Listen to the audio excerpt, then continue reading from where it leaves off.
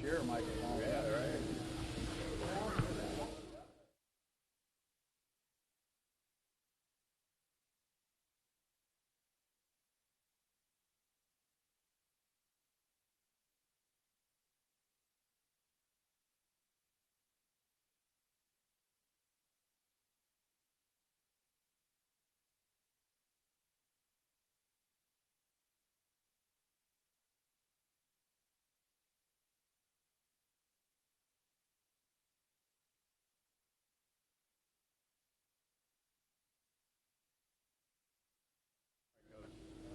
Knock mine off there.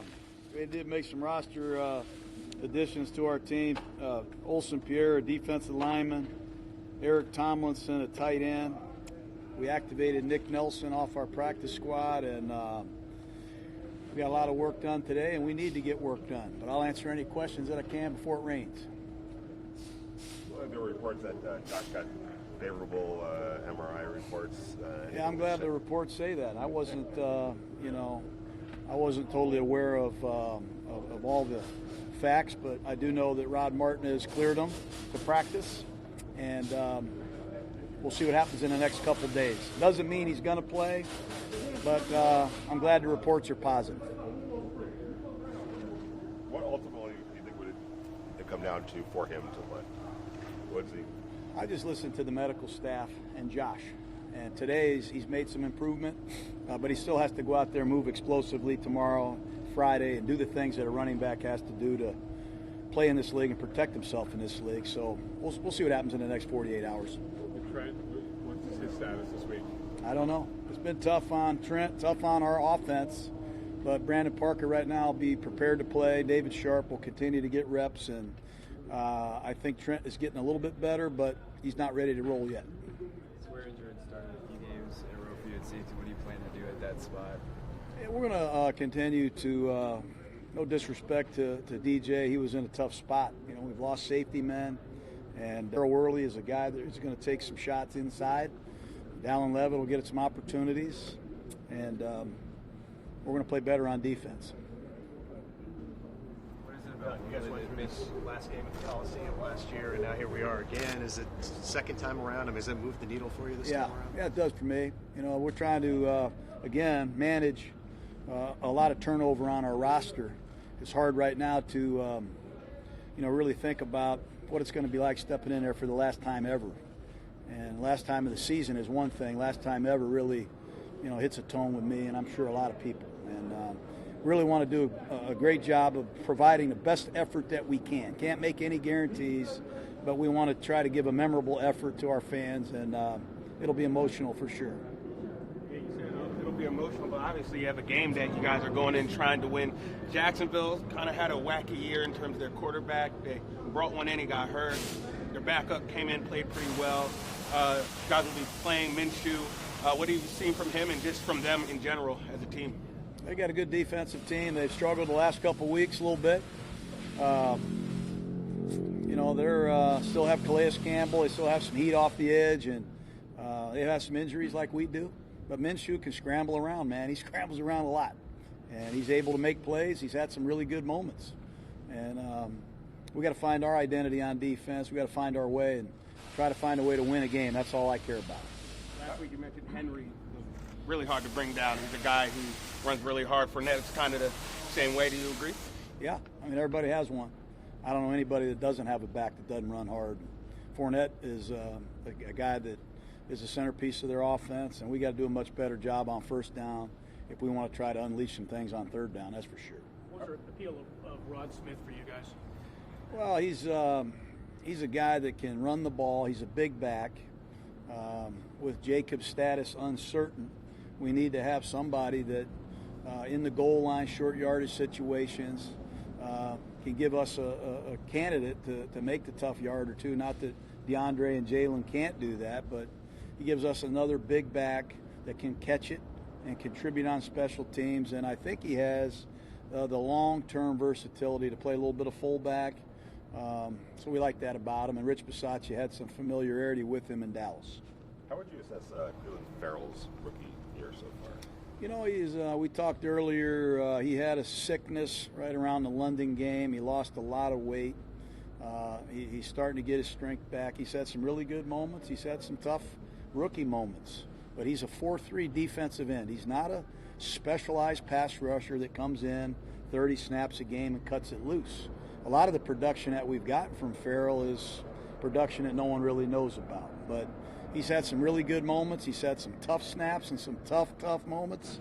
But he's hanging in there, and I'm proud of him. Do you feel like he understands that? Like, you know, sometimes when you're picked that high, you want the 15 sacks and all that, but he understands that what his position is. Probably. I'm sure he does. That's something he's got to get going on. He's got 3.5 or 4 sacks, I think, but we think he's got the potential to get more than that. You mentioned the safety spot. Is there ever any thought of moving Joyner to safety rather than having him play the nickel? Yeah, I mean, you know, we've moved everybody around quite a bit on this team this year, but LaMarcus is a valuable part of our team as the nickel. And I don't want to break in a new nickel either. So it's, you know, rob Peter to pay Paul, you know. Once you move your nickel, you got to find a new nickel. And those guys don't grow on trees either. But we've lost 2 really good safeties. And, you know, in fairness to our team, we're going to put Worley in there. We think Worley has some game-changing ability. We think he can play corner and safety. I think he's got a little Malcolm Jenkins in him. I think he's got some skill that we need to use more of. And we need to see these young corners, to be honest with you, more of these 2 young corners, and Nick Nelson included. You guys all set? All right, guys, have a good day. Thank you.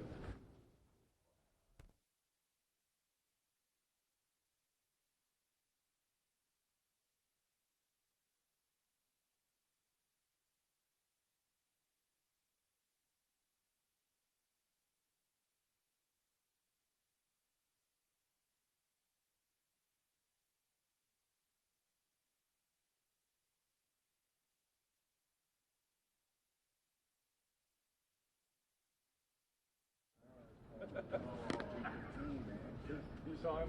Yeah. We had some good ones. Questions for Derek? Derek, when a guy like a rookie like Josh Jacobs is gutting it out the way he's kind of gutting it out, does that resonate in the locker room at all? That he's, you know, fighting to play the way he's fighting to play? Yeah, absolutely. And like I said last week, like we've known for so long. Like when it happens, we all know, you know, and that's why everything he's done is even more impressive, you know, than just what it is, you know, the way that he's fought. And he's one of my favorite people. We have great conversations all the time, you know, off the field, on the field. That's my guy. We have some good talks about all that kind of stuff and the process and how people last in this league and all those kind of things. And he's the kind of guy. He reminds me a lot of Colton Miller last year. You know, although it's hard to see, you know, at left tackle, you know, the things you're doing well, you know, they only look at when you give up a sack, right? You know, but he is another guy that just gets it. You know, they're football guys that if they get hurt, doesn't matter to them. You know, they're going to do whatever it takes, like a lot of guys in our building, whatever it takes to play in those games. Do you have an appreciation, may not be the right term, but for the fact that you play on the same field and are part of the same quarterback legacy as Stabler and, you know, Plunkett and Monica and Flores, all those guys that you're doing things where they achieve greatness? Absolutely. You know, the fact that we all, you know, I mean, just put it in perspective, like a little kid from Fresno, California is playing, you know, somewhere where it was his dad's favorite football team, you know, like, let's be real about it. Like, it's pretty awesome, you know. You know, that's a dream come true. Those things you know, every kid, you know, that I've ever talked to that's on a football team, who wants to be in the NFL? Everyone raises their hand. You know, how many of those kids actually get to do it, right? You know, it's very few. It's hard. It's a hard business to do for a long time. And so to be able to be here, play on the same field that all of those legends, you know, played on, and to actually know some of those guys and talk to those guys, call those guys friend, you know, like that. That's kind of weird, you know, but it is a really cool thing. Derek, you've been through a couple of these possible last games at the Coliseum. This time it seems like it's the real last game. How different is that, knowing that this is it? Yeah. I think we talked about it last year, right? Like, you know, I think it was at Denver. We played Denver. It was like, yeah, maybe. So like, try and soak it in, all those kind of things. So I guess you erase those memories and take on these ones, I guess, because it's like we just talked about with Scott. Like that's all of the players that have played here, this organization's history, all of those things. I was here for C. Wood's last game. There's some pretty cool memories that I have just of my own, being on the team. But I think this one will rank right up there. I expect it to be crazy and loud and all those kind of things. So we're going to go out there and give our best effort. I promise you that. Given all the emotion that's going to go on, you still have a game to play, obviously. As you've prepped for the Jags, what stands out in film when you look at that defense? Yeah, they're very fast on defense. They fly around, run to the football, and that's at all three levels. They got speed everywhere. So they got Pro Bowl guys all over the place. They got some really good talent and high draft picks. Their rookie is playing really well. He's a good player, and they're led by some good veterans that have played some good football at a high level for a long time, right? So we got our work cut out for us. They're a good team. Turn the film on, though. The thing that sticks out is just the speed. You guys have had so many good last couple of years, so many good opening drives in a game. Mm-hmm. Are you a little perplexed this year what happened about the third quarter? I think it's like 98-20, your deficit in the third quarter. I mean, why something like that would happen? Yeah, it's crazy. We sit there and you try and, Coach talks about it, with us and things like that, and he addresses it, and the adjustments. What is it? That kind of thing, and I'll let him talk about those kind of things. Yeah. But we definitely comes up because it's, is it something that's not being said, something that we're not thinking about, something, are we too casual coming out? You look at all those things. Are the mental errors up on those drives rather than at the beginning of games? You look at all that. So we try and, trust me, especially with Coach, we try and look at everything and try and improve on that, stat or however you want to say it. We definitely have to and need to improve on that, especially this week, against this team. Foster Moreau go down for the season.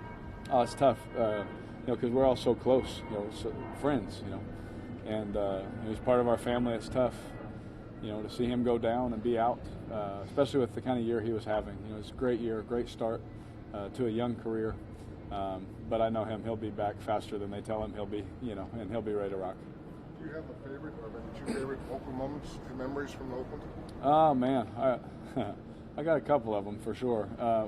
One I really enjoyed, obviously, was the first win. You never forget that first win in the rain, pouring down. Latavius running for all those yards and throwing the game winner to James Jones. And all those kind of things. And the celebration that took place when we needed to call a timeout. It's like please don't take away the first one like this. But I'll leave their two names out of it. But I remember that. I remember C. Wood's last game, a fan running on the field and trying to grab him and things like that, just to say thank you and those kind of things. The comeback wins, the injury I've talked about, obviously, breaking my ankle, that was crazy. Breaking my finger was probably cool. It looked like a French fry, and then got to tape it up and come back out and finish the game, and we ended up winning. That one. So there's memories. I could sit here and talk about all the fun times, but there'll be a time and a place for that. We'll have a time for that. But yeah, no, go ahead. You're pretty zeroed in on the game, obviously. But have you ever looked in the stands during the game and had seen something that made you laugh out loud? 100%. Yes. Yeah. Without calling out what I saw. Yes.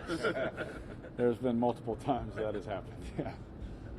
Derek, you said last week, 2 weeks ago we were a great story, and now all of a sudden we're not so good. Absolutely. Now we're 3 weeks in. You've had a little time to sort of digest what's gone on.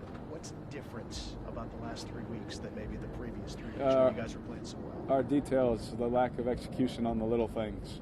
When you get on a roll, it's easy just to, keep flying through. We got this kind of thing, and we're learning through that. We're hitting some adversity, and it's being our mental makeup is being challenged right now. What's it? We've had a whole bunch of guys dealing with. When it's good, it's easy. To go on the field and stick to your process and all that. You know, when people don't like you as much, can you still stick to your process and get all the details right on coach's game plan? You know what I mean? Because there's always going to be both in this game, no matter what happens, right? And so you try your best to echo that, throughout, and hone in on those little things, because really that's all that's lacking. It's not the effort. It's not a lack of want to or anything like that. It's just little things, which sounds cliche, but if I sat here and broke it down, I could break down one play for 30 minutes, Time for 2 more. Derek, I mean, obviously you're going to be focused on the game, but with it being the last one out there, are you going to find yourself maybe stopping, thinking, what does the Coliseum mean to you? Oh, yeah. I mean, there'll be a time for that, hopefully. But at the same time, it'll be a better memory if we win. You know what I mean? So they got some cool blitzes and some good players I'll be thinking about before that. Last one. All set, guys? Good. Thank you.